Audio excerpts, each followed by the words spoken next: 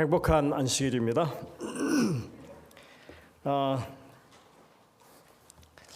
오늘도 저희 교회를 찾아주신 여러 손님들을 진심으로 환영합니다.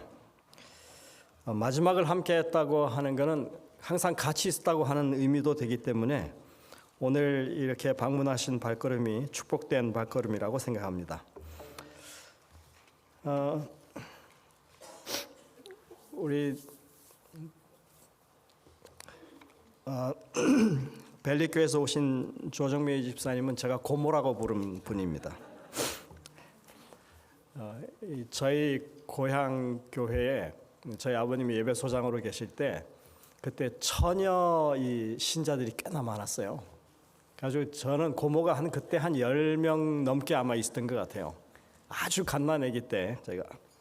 그래서 제가 이렇게 살아오면서 고모라고 부르는 분이 참 여러 분 계신데 그 중에 한 분이 우리 조 집사님이십니다. 그 따님이 우리 서화영 집사님입니다. 저희랑 같이 여기 CMC 활동하면서 제가 그래서 마치 동생 보듯이 이렇게 합니다. 이렇게 와주셔서 너무 감사드리고 늘 건강하시기를 기도하겠습니다. 저는 지금 한 2주 연속으로 계속해서 여호수아의 마지막 장들에 관한 말씀을 드리고 있습니다. 22장을 말씀드렸었죠. 그때 이스라엘 백성들 사이에 요단 동편에 있는 세 지파와 그 다음에 이쪽에 있는 서편에 있는 9지파 사이에 갈등이 있었습니다. 제단을 세운 문제를 가지고. 근데 그 내용이 어땠습니까? 실제로는 그게 부정적인 내용이 아니었어요. 하나님께서 우리를 이렇게 인도하셨다라고 하는 그 하나님의 인도하심이 없이는 우리가 이러한 정복이 불가능했다고 하는 신앙을 표현하는 그런 내용이었습니다. 23장을 제가 지난주에 말씀을 드렸는데 이 23장의 내용의 중요한 것은 뭐냐 하면 여호수아의 하나님, 당신의 하나님이라고 부르던 이스라엘 백성들이 이 7년 넘는 이 가나안 정복 전쟁을 치른 이후에는 뭐라고 불렀다고 그래요? 너희 하나님. 그러니까 여호수아가 볼 때는 이제 그들이 하나님이 된. 그래서 이런 이 신앙의 관점의 변화가 있는 정말 힘들고 어려운 그런 이 삶의 경랑 속에서 오히려 하나님을 찾게 되는 그런 신앙의 모습이 여호수아에 비춰지고 있다고 하는 것을 말씀을 드렸습니다. 그리고 오늘 24장에 있는 이 말씀은 마치 여호수아의 유언과 같은 그런 말씀입니다. 왜냐하면 24장에 여호수아가 110세로 죽었다고 하는 기록이 나와요.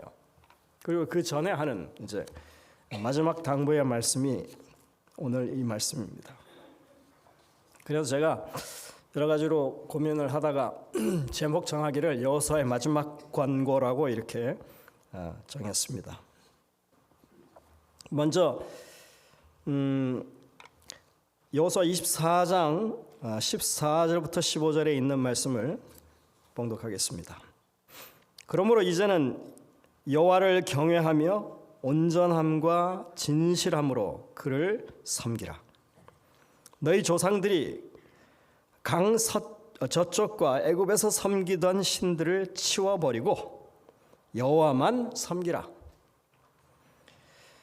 만일 여호와를 섬기는 것이 너에게 좋지 않게 보이거든 너희 조상들이 강 저쪽에서 섬기던 신들이든지 또는 너희가 거주하는 땅에 있는 아모리 족속의 신들이든지 너희가 섬길 자를 오늘 택하라. 오직 나와 내 집은 여호와를 섬기겠노라. 우리가 너무나 잘 알고 있는 여호수아의 마지막 당부죠. 그리고 자신이 가지고 있는 신앙의 고백이기도 합니다. 이 14절과 15절을 잘못 읽으면 이렇게 읽힐 수도 있습니다.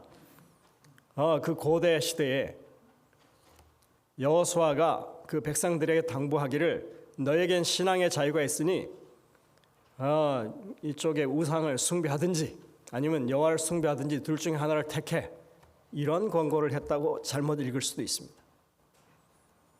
신앙의 자유를 마음껏 부여하는 내용입니까? 여러분들 한번 생각해 보십시오. 히브리 본문으로 이것을 읽어보면요, 이제 뭐가 눈에 띄느냐면요, 동사들이 눈에 띕니다. 제일 먼저 나오는 게 뭐 하라, 뭐 하라고 하는 명령형의 그런 동사들이 계속 나옵니다. 거기 보면 여호와를 경외하라고 그래요. 네. 그 다음에 섬기라고 그러고, 또 우상을 버리라고 얘기합니다. 오직 하나님만 섬기라고 말하고, 그리고 나와 내 집은 여호와를 섬기겠다고 그렇게 말하는 내용입니다. 우상 숭배에 대한 여지가 전혀 없는 말씀입니다, 사실은. 그러니까 우상 숭배에 관한 얘기가 나오긴 하는데 우상을 버리라고 하는 얘기예요, 사실은. 그러니까 이 말씀은 선택의 자유를 강조하면서 우상 숭배하려면 해, 이런 여지를 주는 그런 말씀은 전혀 아니라고 하는 것입니다. 오히려 우상 숭배를 버리라고, 멀리하라고, 그리고 오직 하나님만 섬기라고, 그리고 그렇게 결심을 하라고 촉구하는 말씀으로 읽혀지는 그런 말씀입니다. 오늘 이 구절에서 가장 중요한 단어 중에 하나가 뭐냐면 오늘이라고 하는 단어예요. 오늘. 그냥 오늘이 아닙니다. 히브리 말 표현대로 하자면 하욤이에요. 하욤. 이 하라고 하는 것은 더라고 하는 정관사예요. 그래서 바로 오늘, 바로 지금, 이런 의미가 이 단어에 들어있고 강조되고 있다고 하는 것을 우리가 생각해 볼 수 있습니다. 여러분들, 신앙은 현재에만 의미가 있습니다.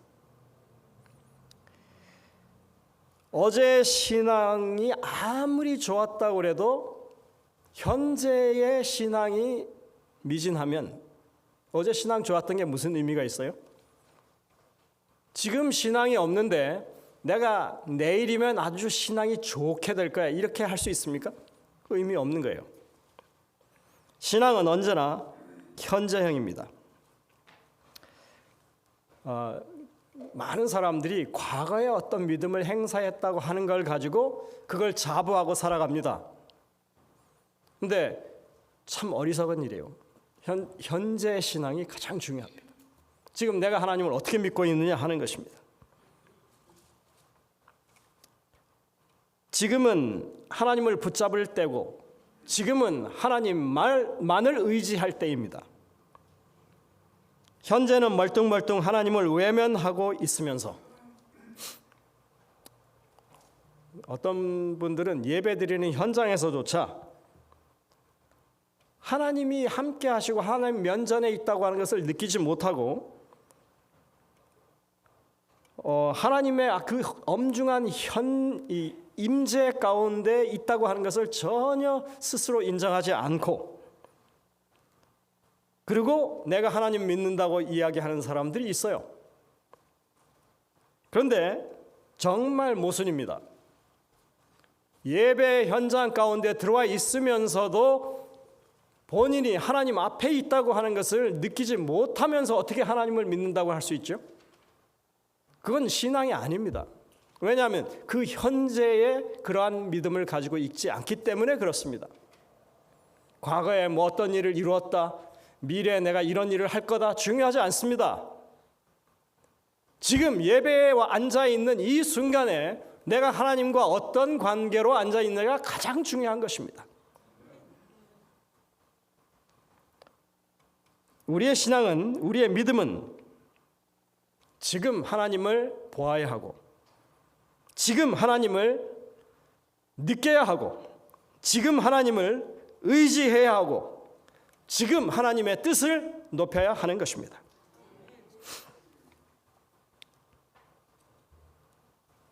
여러분들 혹시 아바타라고 하는 말 들어보셨습니까? 아바타? 이 아바타라고 하는 영화가 나와가지고 아주 그 아바타라고 하는 말이 유행하게 됐죠.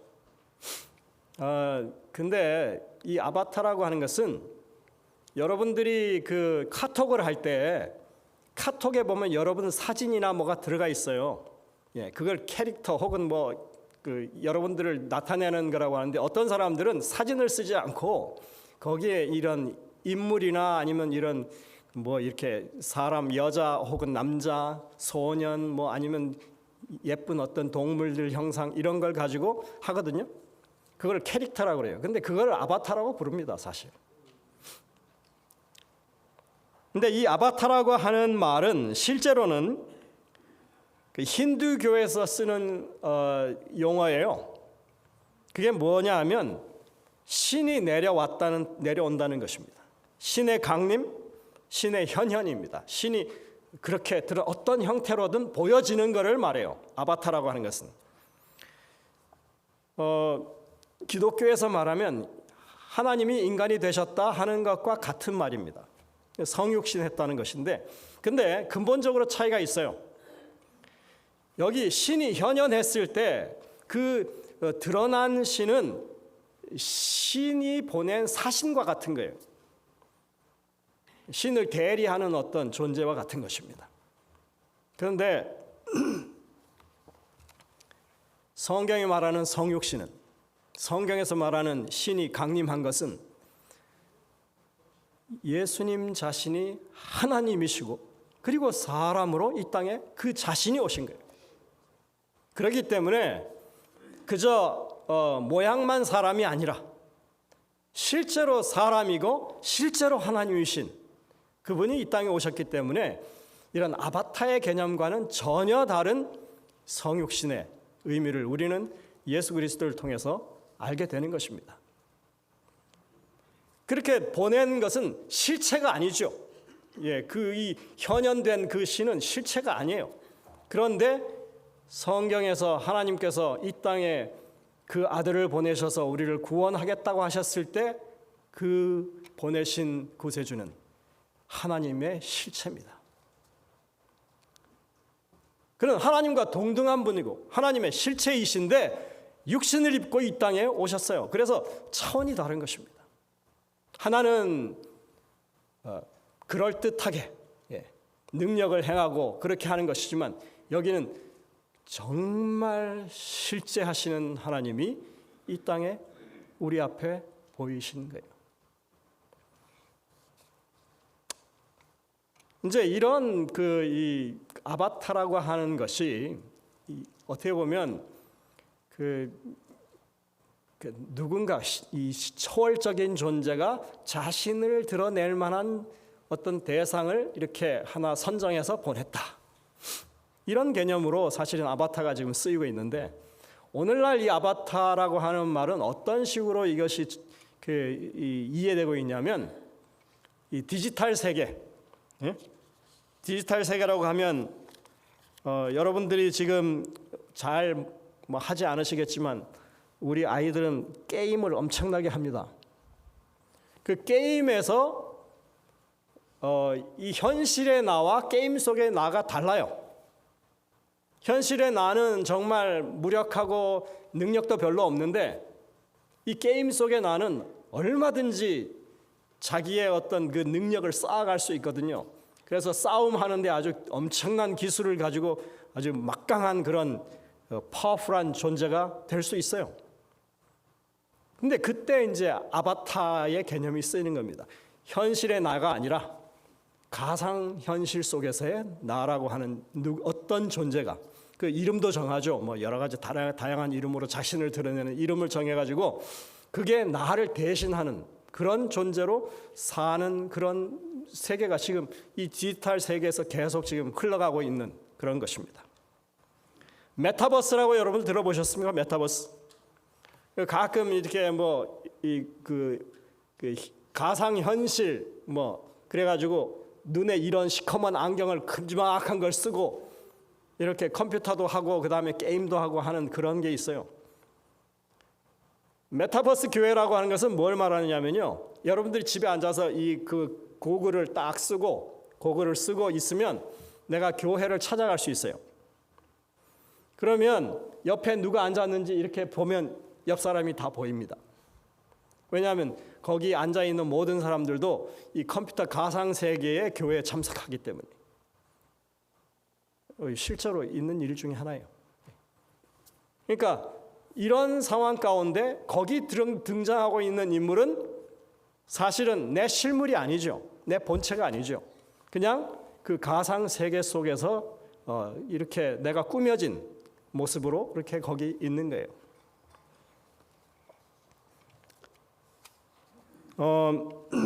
SNS, 다시 말해서 요즘 여러분들이 하는 카톡에서도 캐릭터가 쓰이죠. 예. 뭐 여러 다양한 모습으로 캐릭터를 쓸 수 있습니다. 저는 모세가 제 캐릭터입니다. 그래서 제 카톡을 보시면 아마 제 이 그 그림이 아마 모세가 이렇게 이 지팡이를 들고 있는 모습이 나올 거예요. 이 캐릭터가 나를 나타내고 나를 대신해서 행동하고 그리고 타인과 소통하는 또 하나의 인격이 되어가고 있는 세상이 오늘날 세상입니다. 하지만 이 아바타는 그게 정말 나예요? 그냥 나라는 존재의 특징을 일부분 보여주는 대리 모형일 뿐입니다. 그것은 어쩌면 그 이 상황, 그 이 게임이라고 하는 현실에 맞게끔 만들어진 나일 수도 있는 것입니다. 아바타, 이것은 인간이 신이 되어서 자신을 이렇게 드러낼 만한 또 다른 하나의 존재를 창조한 것과 같은 거예요. 실제 모습은 감춰져 있고 내가 드러내고 싶은 어떤 부각시키고 싶은 것만 이렇게 드러나게 해서 하나의 모형을 만들어서 그렇게 나를 대신하게 하는 것입니다. 가상현실 속에서 아바타는 전 세계 어디든지 갈 수 있습니다. 어떤 모임이든지 참여할 수 있습니다. 그러니까 내가 아바타를 쓴다고 하는 것은 일종의 내가 신이 됐다는 것과 비슷한 그런 시그널입니다. 제가 지금 무슨 얘기를 하고 있는지 저게 도대체 무슨 소리인지 이해 못하시는 분들이 분명히 계실 거라고 생각합니다. 이해 못하셔도 됩니다. 괜찮습니다. 이거 그렇게 이렇게 여러분들의 실제적인 삶과는 그 관계가 없는 그런 내용일 수 있습니다.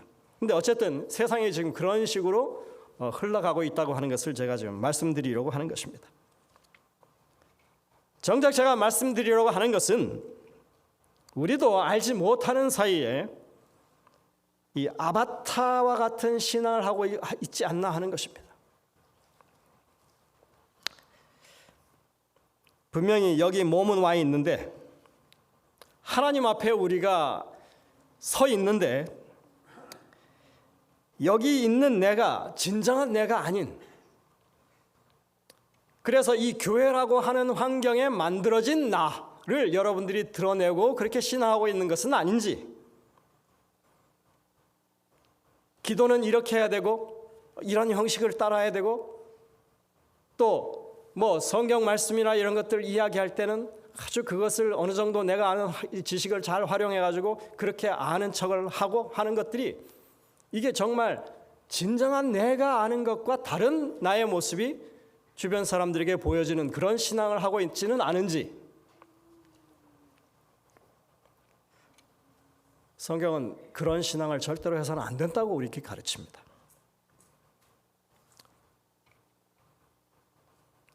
여러분들 스스로 아바타가 되지 마십시오. 그냥 하나님 앞에 있는 그대로의 모습으로 하나님께 나오시고 하나님을 경배하고 그렇게 신앙하며 사십시오. 구약의 선지자가 묻습니다. 도대체 너희는 성전에 왜 오느냐? 마당만 밟으려고 오느냐? 만약 정말 하나님이 계시는 성소에 왔다면 너희가 죄 용서에 대해서 관심을 가질 것이고 구원에 대해서 더 절실하게 느낄 것이고 하나님의 위대하심을 높이고 찬양하는 일에 온 마음을 다하는 것이 맞지 않겠느냐 하는 것입니다. 예수님도 물으세요. 마태복음 17장 7절부터 9절, 누가복음 7장 24절부터 26절에 보면 침례 요한에 대한 질문을 제자들에게 던지시죠. 너희가 무엇을 보려고 광야에 나갔더냐? 바람에 흔들리는 갈대를 보려고 갔더냐? 아니죠. 무엇을 보려고 갔더냐? 부드러운 옷 입은 사람을 보러 갔더냐? 아주 패셔너블한, 뭔가 아주 그냥 딱 봐도 존경할 만한 그런 사람들 보러 다니냐? 아니에요. 무엇을 보려고 갔더냐? 선지자냐? 내가 너에게 말하는 이 선지자보다 더 나은 사람을 너희가 보러 간 것 아니냐? 예수님이 하시는 말씀의 가장 핵심적인 이 요지는 뭐냐 하면, 너희가 광야에 간 것은 구경하러 간 게 아니다. 너희는 그냥 듣기 좋은 소리를 들으려고 광야 간 게 아니다. 유행이나 볼거리를 찾으러 간 것도 아니다. 너희가 그곳에 간 유일한 이유는 하나님의 말씀이 그곳에 있었기 때문에 간 것이다. 회개를 요구하는 진리의 목소리가 거기서 들렸기에 너희가 거기 간 것 아니냐. 광야에서 외치는 하나님의 음성을 듣기 위해서 너희가 갔던 것이다. 이렇게 말씀하고 있는 거예요. 예수님이 하신 이 광야에 왜 갔느냐 하는 이 말은 다른 나라 사람들은 이해를 잘 못할 겁니다. 근데 유대인들은 이해해야만 해요. 왜냐하면 언어 자체에서 이미 그것에 관한 분명한 의미가 있기 때문에 그렇습니다. 지난번에도 한번 말씀드린 적이 있지만 광야를 히브리어로 미드바르라고 합니다. 미드바르. 근데 이 미드바르라고 하는 것은 광야나 들이나 황무지나 사람이 없는 그런 황량한 지역을 가리키는 그런 단어로 번역이 되죠. 그런데 실제로 그 내용은 질이나 장소를 말하는 단어라기보다는 그보다 더 의미가 있는 단어예요. 이 미드바르는 다바르라고 하는 말에서 온 겁니다. 다바르가 무슨 말이냐면 하나님의 말씀, 하나님의 기별, 그리고 하나님의 명령, 이런 게 다 다바르라고 하는 이 단어가 포함하고 있는 뜻이에요. 미라고 하는 건 뭐냐면 무엇으로부터, 무엇으로부터. 다시 말해서 하나님의 말씀으로부터라고 하는 의미가 미드바르예요. 그러니까 이 미드바르라고 하는 것은 사람이 없고 한적한 곳, 이 삶의 소음이 사라진 곳, 하나님의 음성 외에 다른 소리가 제거된 곳, 오직 하나님의 음성만 들리는 곳, 이게 바로 미드바르예요. 그러니까 유대인들은 그 말 자체를 들으면서 당연히 이 광야라고 하는 것을 하나님의 말씀을 들을 수 있는 곳이라고 하는 그런 개념으로 그거 들려질 수밖에 없거든요. 너희가 무엇을 보러 나갔더냐 광야에? 거기 하나님의 말씀이 있었기 때문에 간 것 아니냐 이 얘기예요. 설명이 필요합니까? 말 자체가 그런데. 그러니까 이 단어 자체로 우리에게 보여주는 그 말씀은 거기 삶의 소음이 사라지고 다른 목소리가 들리지 않고 오직 하나님의 말씀만 들리는 그런 곳, 그게 바로 광야다, 이렇게 말하고 있는 거거든요. 그렇다면 여러분들이 예배 드리고 있는 이곳이 바로 광야입니다. 그래서 이스라엘 같이 이 광야 40년을 헤매는 그 과정이 그냥 고통스럽고 아주 그냥 집 떠나서 죽을 고생하는 그런 시간들이 아니라 뭐예요? 하나님의 말씀을 듣고 양육받는 그런 귀한 시간이었다고 하는 것을 우리가 이해할 수 있다고 하는 것입니다. 그곳에서는 다른 것을 의지할 수가 없었습니다. 오직 하나님만을 의지해야만 살 수 있었습니다. 농사를 지을 수 있습니까? 그러면 하나님이 주시는 만나만 의지해서 살 수밖에 없었습니다. 물이 있었습니까? 하나님이 반석을 쳐서 솟아오르게 하는 그 생수만을 의지해서 살 수밖에 없었습니다. 인간의 자원이 다 끊어진 곳, 오직 하나님이 주시는 것만으로 살아갈 수 있는 그곳에서 그들은 정말 하나님만을 의지해서 충분히 옷도 닳지 않고 신발도 헤어지지 아니하고 한 번도 양식이 끊어지지 않고 물도 끊어지지 않은 그런 상황 가운데 얼마든지 그들은 하나님과 동행하며 살 수 있었던 것입니다. 여러분들, 지금 우리가 앉아있는 이 자리는 인간의 지혜를 논하거나 우리 일상의 신변 잡기에 대해서 이렇게 떠드는 그런 자리가 아닙니다. 하나님의 음성을 듣는 자리입니다. 모든 인간의 소리가 멈춰지고 오직 하나님의 말씀만이 들려져야 하는 자리가 바로 이곳입니다. 우리가 성전에 왜 오느냐, 광야에 무엇하러 갔더냐 하는 이 말은 그냥 수사학적인 질문, 단순한 질문이 아닙니다. 이것은 하나님께서 우리의 이 양심에 너희가 이렇게 하는 이유가, 그 동기가 무엇이냐고 아주 송곳같이 찔러 말씀하시는 그런 질문입니다. 우리를 흔드시는 질문이에요.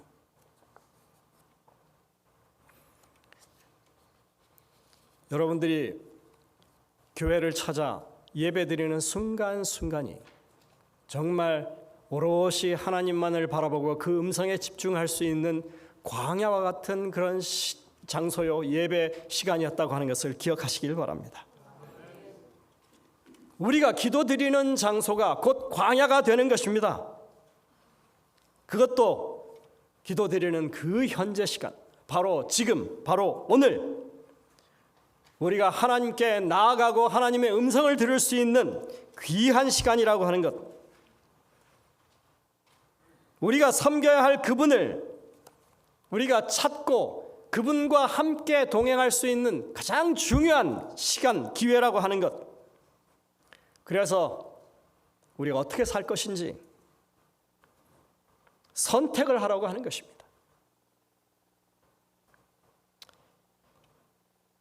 하나님의 말씀 앞에 겸손히 서 있는 자신이 될 것인지, 아니면 진정한 내가 아닌 신앙을 흉내내는 아바타로서 이 자리에 서 있을 것인지 선택하라고 말하는 것입니다. 이 여호수아 24장은 바로 오늘이라고 하는 이 현재적인 그 신앙을 강조하기 위해서 과거의 역사를 조명합니다.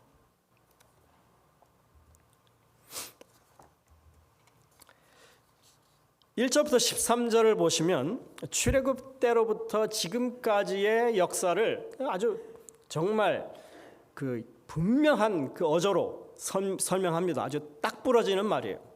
어떻게 해왔다고 하는 걸 분명히 얘기합니다. 아주 요약적으로. 그런데 그 내용이 뭐냐 하면 다 하나님이 하셨다는 것입니다. 내가 너희를 애굽에서 데려왔고 내가 이 땅을 너에게 주었고 이 땅에 사는 그 대적들을 하나님 내가 쫓아냈다, 이렇게 말씀하십니다. 구원을 베푸시는 주체가 하나님이시라고 하는 것을 계속해서 강조하십니다. 24장을 여러분들이 사차시 한번 훑어보십시오. 그 중에 어느 하나 이스라엘 백성들이 잘나서 지금 현재 이르게 됐다고 하는 구절이 요만큼이라고 있는지 전혀 없습니다.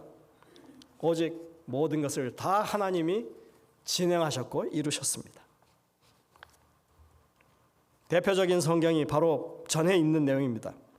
내가 왕벌을 너희에게 보내어 너희 앞에 보내어 그 아모리 족속의 두 왕을 너희 앞에서 쫓아내게 하였나니 너희의 칼이나 너희의 활로서 이같이 한 것이 아니며.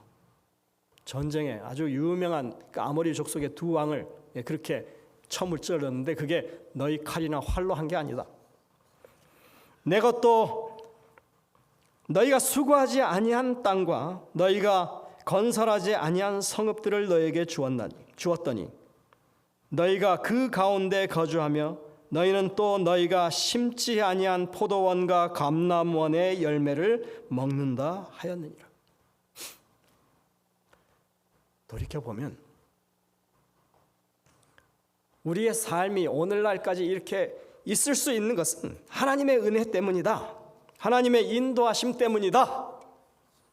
아주 분명하게 애누리 없이 요만큼의 우리의 공로가 없이 하나님이 주신 은혜 때문에 이렇게 산다, 이렇게 말하고 있는 거예요.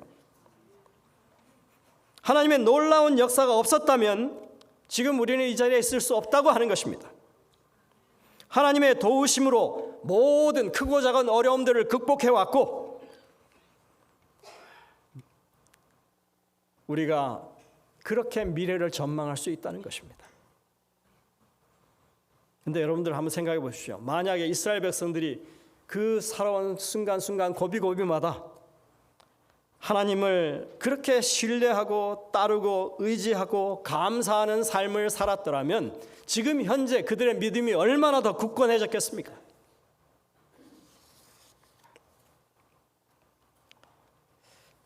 우리는 이 24장을 읽으면서 이렇게 아주 분명한 어조로 하나님이 하셨다고 하는 일에 대해서 또 하나님을 섬겨야 한다고 하는 이 여호수아의 간증에 대해서 백성들이 모두 다 함께 공감하고 소리를 높여서 우리가 하나님을 섬기겠나이다 하는 이야기를 봅니다. 그런데 그 가운데 그렇게 호소를 듣고 그들이 마음을 새롭게 하고 결심하는 가운데 도무지 좀 이해하기 어려운 그런 말씀을 다시 듣습니다.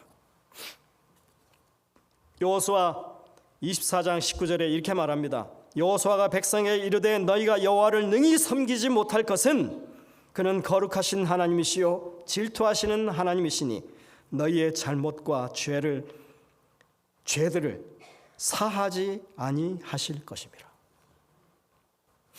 지금 뭐 하고 있냐면요, 이스라엘 백성들이 다 서가지고 여호수아 앞에서 우리가 여호와를 섬기겠습니다라고 아주 복창을 크게 하고 있어요. 미심쩍어서 다시 물었더니 그렇게 하겠다고 또 그랬어요. 내 증인, 너희가 스스로 증인이 되라고 그랬더니 그렇게 하겠다고 얘기했습니다. 그 정도 했으면 그래 잘했다, 그러니까 축복할 수 있잖아요. 그런데 지금 뭐라고 그러세요? 너희가 여호와를 능히 섬기지 못한다, 이렇게 말하고 있습니다.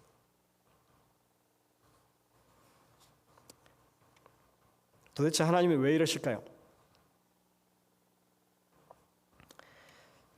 이유가 아주 분명하게 나옵니다. 그 사람들이 말하는 게 진심에서 나오는 말이 아니에요. 뭐만 살았어요? 입만 살았어요. 지금 당장은 뭔가 뭉클해서 감동해서 고백하고 있지만 그들의 장막에 가면 지금 버젓이 뭐가 있어요? 우상들이 거기 있어요. 놓여 있습니다. 그들이 마음 따로 몸 따로 아바타 신앙을 하고 있는 거예요.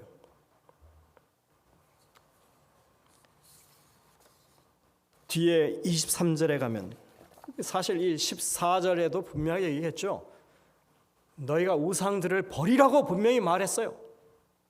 23절에 가면 그렇게 하겠다고, 우리가 열심히 하나님을 섬기겠다고 진심으로, 정말 진심으로 그렇게 섬기겠다고 고백을 했는데 23절에 가면 여호수아가 이르되 그러면 이제 너희 중에 있는 이방 신들을 치워 버리고 이렇게 했어요.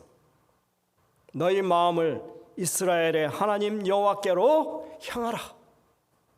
회개하라는 것입니다. 그러니까 예나 지금이나 이 아바타 신앙이 판을 치고 있는 건 분명한 것 같습니다. 집에다가 우상을 버젓이 모셔놓고는 성전에 와서 한다는 말이 우리가 여호와를 섬기겠습니다. 예. 말은 참 잘합니다. 여러분들, 우리의 신앙 고백이 정말 여러분들의 이 마음 가운데서 우러나오는 여러분 진짜 여러분들이 하는 그 마음의 고백이 되기를 간절히 바랍니다. 립 서비스만 하지 마시고 말씀을 봐야죠. 기도도 열심히 해야 됩니다. 예, 정말 내 이웃 형제들을 나 자신처럼 사랑해야죠.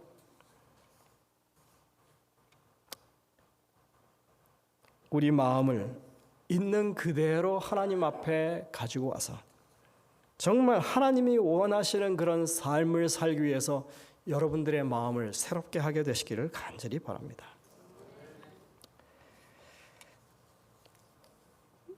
언약 아무리 맺어봤자요, 입으로만 하는 언약은 소용이 없습니다.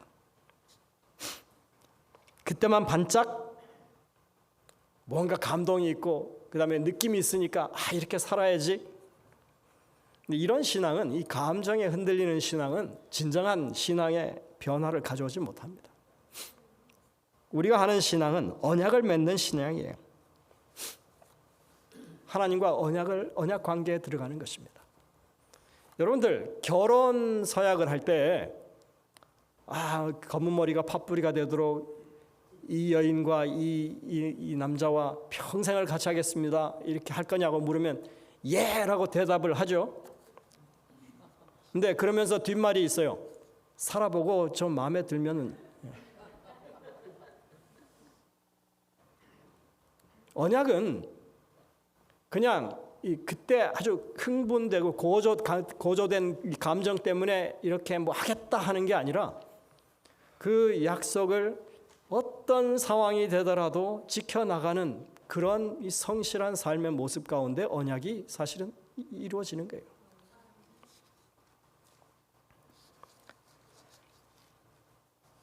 그렇게 평생을 함께 하겠습니까? 그랬는데 하지 못하고 그냥 침묵만 지킨다면 사실 그 침묵도 사실은 그 마음의 결정이에요. 그렇게 하기를 꺼린다는 얘기가 될 수 있는 거죠. 그러니 여러분들, 하나님과 우리 사이의 관계를 맺을 때 침묵하지도 마시고 그냥 감정에 휘둘려서 그렇게 하겠다고 하지도 마시고 여러분의 삶이 평생 그렇게 지켜갈 수 있는 마음의 언약으로 그렇게 결심하게 되시기를 바랍니다. 저는 오늘 결심하라고 하는 이 말씀이 정말 중요합니다. 그리고 나와 내 집이 그렇게 하겠다고 하는 이 고백도 정말 중요하다고 생각합니다. 왜냐하면 이건 이스라엘 백성이라고 하는 어떤 그 국가적인 단위의 혹은 민족적인 단위의 그런 결정이 아니에요. 여호수아서 자체가 보면 이 이스라엘이 국가가 되어가고 하는 민족이 한 이 지역을 점령하면서 자신들의 어떤 터전을 닦는 그런 역사로 기록되어 있지만 가장 중요한 마지막 결정은 우리 각자가 한 사람 한 사람이 하나님만을 섬기겠다고 진실되게 고백하는 일에 달려있다고 하는 것을 지금 여기서 보여주고 있기 때문에 그렇습니다. 여러분들 주변 사람을 보지 마십시오. 오늘 하나님 앞에 여러분들이 와서 경배하고 있다면 하나님의 임재하심 가운데 여러분 스스로 여러분들의 마음이 그 일에 대해서 솔직하게 하나님과 언약을 맺는 일이 되어야 하는 것입니다. 그냥 보기 좋으라고 듣기 좋으라고 우리의 신앙을 표현하는 게 아닙니다. 그건 사람을 상대로 하는 신앙이죠. 그러나 하나님을 향한 우리의 신앙은 내 마음이 있는 그대로, 내 믿음이 있는 그대로 하나님께 나아가고, 연약하면 하나님께서 붙들어 주시는 것이고, 풍부하면 다른 사람들도 감화를 끼치게 해주시는 게 그게 우리의 신앙이라고 하는 겁니다. 그래서 오늘 우리는 2025년 한 해를 보내면서 오직 진실하고 신실함으로 하나님 앞에 하나님만을 섬기겠다고 여러분들이 결심하게 되시기를 간절히 바랍니다. 오늘 지나면 안 됩니다. 오늘 하셔야 합니다. 그게 이 우리 신앙의 가장 중요한 관점이에요. 오늘 여러분들이 하나님께 자신을 드리게 되시기를 바라면서 말씀을 드리겠습니다.